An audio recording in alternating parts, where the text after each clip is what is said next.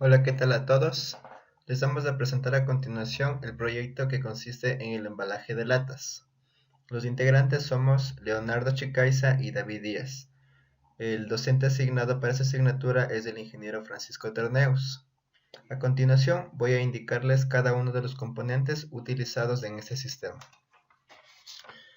Como primer punto, nosotros tenemos en el número 1 que podemos observar, tenemos una unidad lineal. Como número 2 podemos observar el carro elevador, que es el que va a levantar las ventosas, que a la vez van a levantar las latas.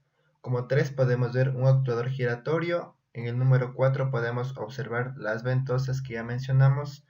Como número 5 podemos ver la guía lateral, que va a ser la que va a traer las latas. Como número 6 tenemos el cilindro de bloqueo, que va a ser el que separe el número de latas que van a levantar las ventosas. En el número 7 tenemos la bandeja de avance por vibración, que está aquí. Número 8 tenemos la caja con compartimientos, que es en donde se van a ubicar las latas una vez que son traídos por el carro elevador y el eje de la unidad lineal. Como número 9 tenemos las columnas de apoyo, que van a ser dos. 10 tenemos el arrastrador, que viene a ser el separador que va a ser el que lleve la caja de compartimientos. Como número 11 tenemos la cinta de transporte segmentada, que es parte de la que es parte del arrastrador, perdón. Y como número 12 tenemos el pie, que podemos observar aquí. Y como último también tenemos el gancho de avance, que es el que va a hacer mover al arrastrador. A continuación vamos a detallar el funcionamiento en SolidWorks. Ahora, una vez que tenemos el ensamble totalmente listo, vamos a proceder al el primer paso de funcionamiento. Es decir, una vez que hayan pasado las primeras 4 cajas, o en este caso las primeras 4 latas, va a proceder a salir el cilindro para evitar el paso de las siguientes latas. Así nosotros podremos restringir y que las ventosas únicamente escojan a las 4 latas para colocarlas en la caja de compartimientos. Como siguiente paso, se procederá a que bajen las ventosas.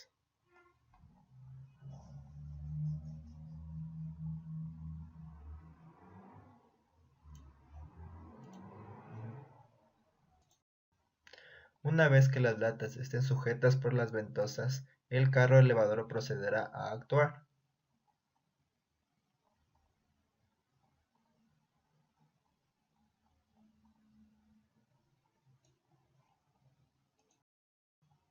Podemos ver ahora cómo las 4 latas son transportadas mediante una unidad lineal hasta su posición adecuada para ser descendidas nuevamente en la caja de compartimientos.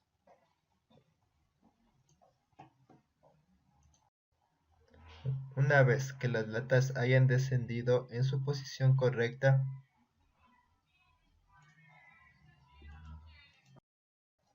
las ventosas dejarán de sostener a las 4 latas para que el carro elevador regrese a su posición original y a la vez sea transportado por la unidad lineal hasta llegar a su posición original desde un inicio para proceder a llevar nuevamente las 4 latas. Como es de esperarse, ahora el cilindro va a regresar a su posición inicial para que las siguientes 4 latas puedan avanzar, y en este punto el ciclo se repetiría nuevamente hasta que las ventosas lleven las latas a la caja de compartimientos.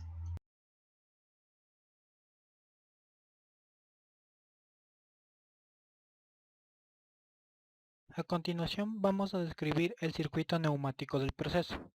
Como primer esquema tenemos el circuito de potencia, que consta de los actuadores que intervendrán en el proceso, como son cilindros, motores y ventosas. Como primero tenemos el cilindro separador, el cual es el encargado de separar las 4 primeras latas de la mesa vibratoria por donde descienden las latas para ser colocadas después en el pallet. Este es un cilindro doble efecto con posicionamientos magnéticos para saber el final y el inicio del cilindro. Como segundo cilindro tenemos un cilindro elevador, el cual alzará las latas mediante las ventosas que vemos mediante una bomba de vacío. Alzará las latas desde la mesa vibratoria hacia el eje de traslación. De igual manera, este cilindro es doble efecto con posicionamientos magnéticos para saber el inicio y el final del cilindro. Una vez elevadas las latas al eje de traslación, este eje de traslación, identificado como el cilindro sin vástago que vemos en la figura, este se trasladará hacia la siguiente posición para que una vez después de esto girado el motor, se coloque debajo del pallet y descienda nuevamente mediante el cilindro elevador, se desaccione la succión y haga el proceso inverso para volver a su posición original. Una vez acabado este proceso, el pallet se moverá un paso para continuar con la siguiente sección de la java. Este circuito de potencia consta, como todo proceso, de un paro de emergencia. Este paro está dado por una válvula que se puede accionar tanto manual como eléctricamente mediante el circuito de control. A continuación, el funcionamiento del circuito. Activando el botón ON, que dará el inicio del proceso, después de un tiempo de bajar las latas, el cilindro separador separará las 4 primeras latas, el cilindro elevador bajará, se activa la succión mediante la bomba de vacío, el cilindro elevador vuelve hacia el eje de traslación, el eje de traslación se posiciona debajo de la java, el motor hace que gire para la posición correcta dentro de la java, el cilindro elevador baja, coloca las latas, después de un tiempo se desactiva la succión, el cilindro elevador sube de nuevo, el motor vuelve a girar para devolverse a la posición original y se mueve el eje de traslación para devolver a su posición original. Después de esto vemos que el pallet da un paso y el cilindro separador se abre para dar el nuevo ingreso de latas y así repetirse el proceso nuevamente.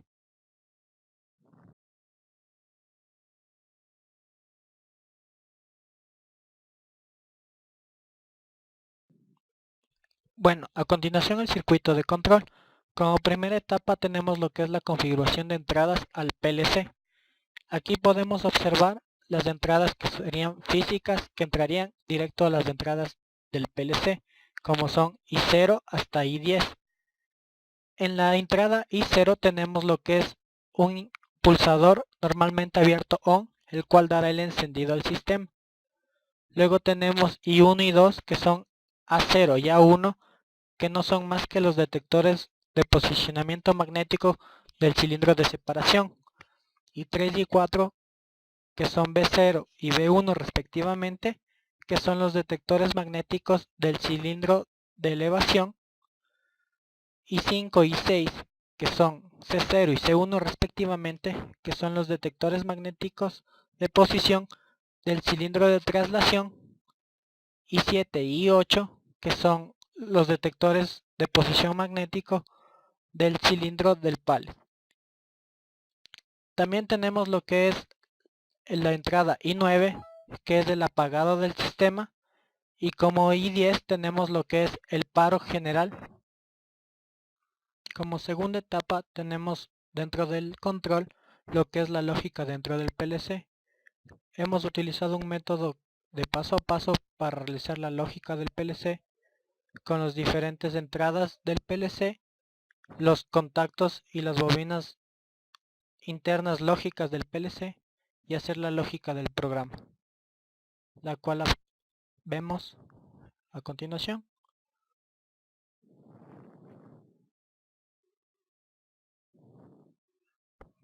Como podemos ver, tenemos 14 grupos, es decir, tenemos 14 etapas del proceso.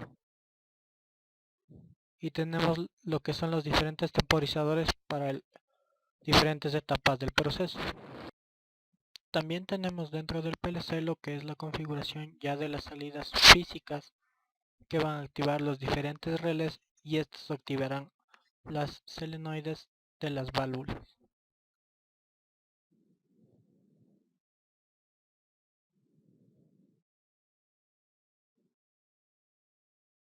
Aquí podemos ver el I10 que activa el Q7 y a su vez activa el K7 que va a ser la activación de la solenoide de la válvula del paro de emergencia.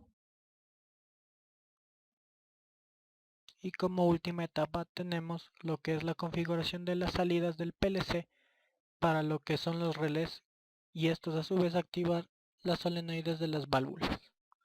Como podemos ver tenemos lo que son K1, K2, K3, K4, K5, K6 y K7 que son los Y1, Y2 que son las solenoides de las válvulas de los diferentes cilindros y motores de nuestro proceso. A continuación vamos a ver el funcionamiento del circuito de control. Como vemos, damos el pulso en lo que es el on y empieza a hacer el proceso uno por uno. Como vemos, es la activación paso a paso. Vemos cómo se activa bobina por bobina de los diferentes grupos, así hasta completar todo el proceso.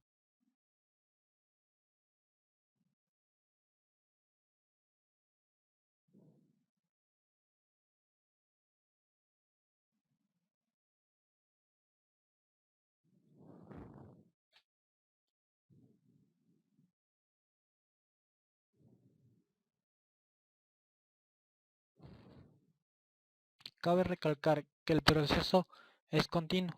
Si no se detiene mediante el paro de emergencia o el off, este proceso seguirá continuamente sin parar.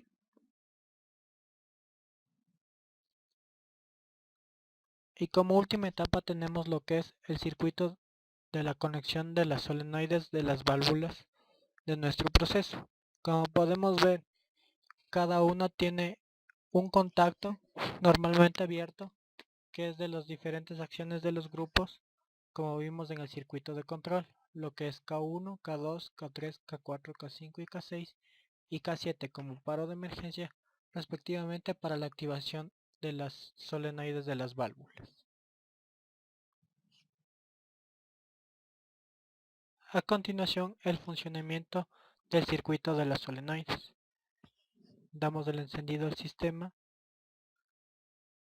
y comenzamos a ver cómo es que trabaja las diferentes áreas del proceso, las diferentes activaciones de las solenoides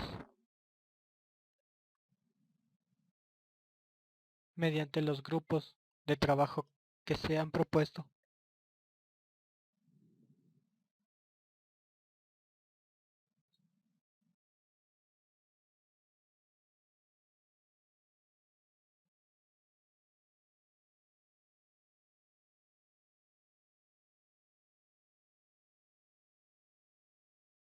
Y como último tenemos el funcionamiento conjunto de todos los esquemas, tanto como de potencia como de control.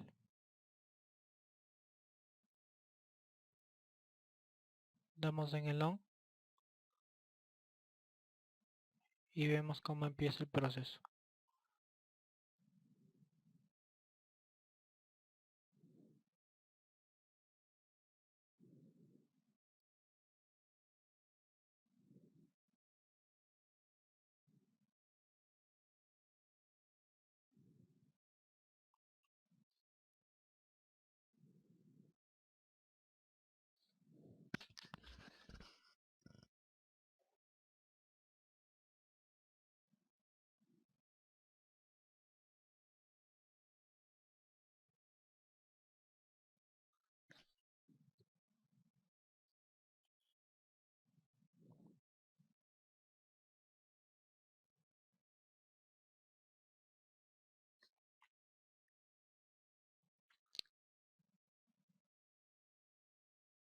Vemos que si damos con el interruptor off, este solo hará que se cumpla todo el proceso y se apagará.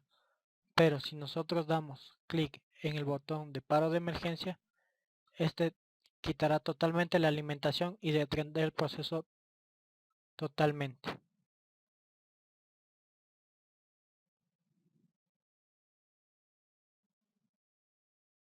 El paro de emergencia es muy importante, ya que si en el proceso se produce alguna falla, se detendrá todo el proceso inmediatamente para no tener, por seguridad del operador o de alguna persona que esté manejando la máquina.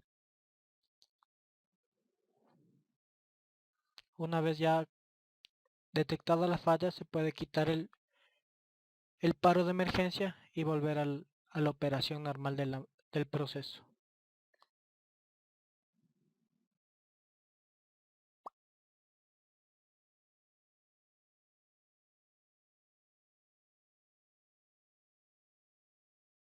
Y como último tenemos el funcionamiento conjunto de todos los esquemas, tanto como de potencia como de control.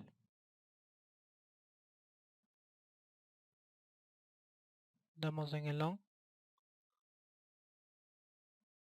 y vemos cómo empieza el proceso.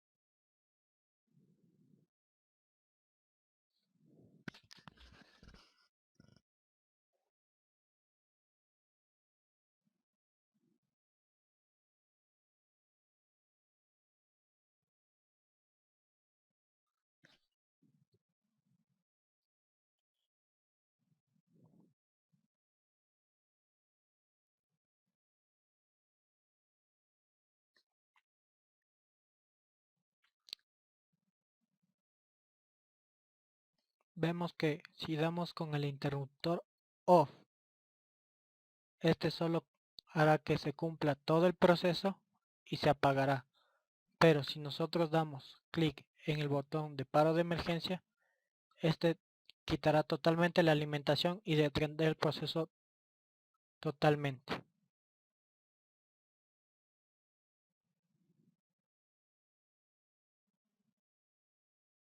El paro de emergencia es muy importante, ya que si en el proceso se produce alguna falla, se detendrá todo el proceso inmediatamente para no tener, por seguridad del operador o de alguna persona que esté manejando la máquina.